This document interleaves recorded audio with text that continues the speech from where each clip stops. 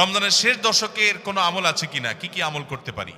রমজানের শেষ দশক হলো আমলের সবচেয়ে গুরুত্বপূর্ণ দশক। ভাইরা আমার, নবী করিম সাল্লাল্লাহু আলাইহি সাল্লাম সম্পর্কে আম্মা জান আয়েশা বলেছেন, কানা ইয়াজিতাহিদু ফীহি মা লা ইয়াজিতাহিদু ফী গায়রি। রমজানের শেষ 10 দিনে আসলে নবী সাল্লাল্লাহু আলাইহি সাল্লাম ইবাদতের জন্য এত চেষ্টা করতেন, এত মেহনত করতেন, এত সাধনা করতেন, তার জীবনে অন্য কোন সময় ইবাদতের জন্য এত সাধনা করতেন না, শেষ 10 দিন ইবাদতের জন্য যেরকম সাধনা করতেন। এবং আম্মা জান আয়েশা বর্ণিত হাদিসে আরো বলেছেন তিনি, নবী করিম সাল্লাল্লাহু আলাইহি সাল্লাম কানা ইদা দাখালাল আশার, রমজানের শেষ 10 দিন যখন শুরু হতো, আহিয়া লাইলা, সারা রাত আর ঘুমাতেন না, শেষ দশক কখনো ঘুমাতেন না। ওয়া আইকাযা আহলা, পরিবারের লোকদেরকে ঘুম থেকে ডেকে তুলতেন।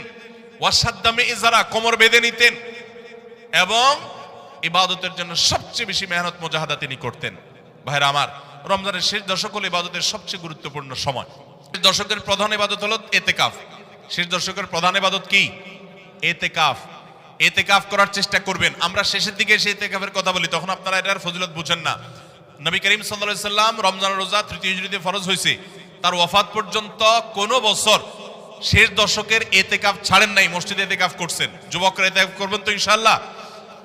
3টা ইবাদতের স্বাদ নগদ পাওয়া যায়, আমি কোরআন হাদিসের আলোকে আমার অভিজ্ঞতার মিশেলে আমি জানাচ্ছি। এর মধ্যে একটা হলো, লম্বা সময় নিয়ে যদি সিজদা দিতে পারেন, বিশেষ করে তাহাজ্জুদে, তো দেখবেন এটার স্বাদ আপনি অনুভব করবেন। আর দ্বিতীয়টা হলো ইতিকাফ। ইতিকাফ রমজানের শেষ দশক যদি মসজিদে বসে যেতে পারেন, গাঠি বুসকা নিয়ে, কিচ্ছু করতে পারেন না, শুধু বসে গেছেন মসজিদে 10টা দিন, আপনার ফিল হবে যে আপনি আল্লাহ তাআলার চৌকাঠে এসে পড়েছেন। ইতিকাফের মজা যারা একবার পায়, তাদেরকে এটা থেকে দূরে সরা রাখা যায় না। আর 3 নম্বর হলো আরাফাতের ময়দানের দোয়া।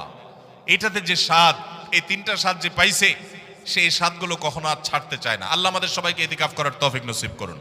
রমজানের শেষ দশকে ইতিকাফ করবেন, বেজর রাতগুলোতে বেশি বেশি ইবাদত করবেন, অন্য রাতগুলোতে ইবাদত বন্দি বেশি বেশি করবেন, কোরআন তেলাওয়াত বেশি বেশি করবেন, কারণ এই দশকে লাইলাতুল কদরে কোরআন নাজিল হয়েছে।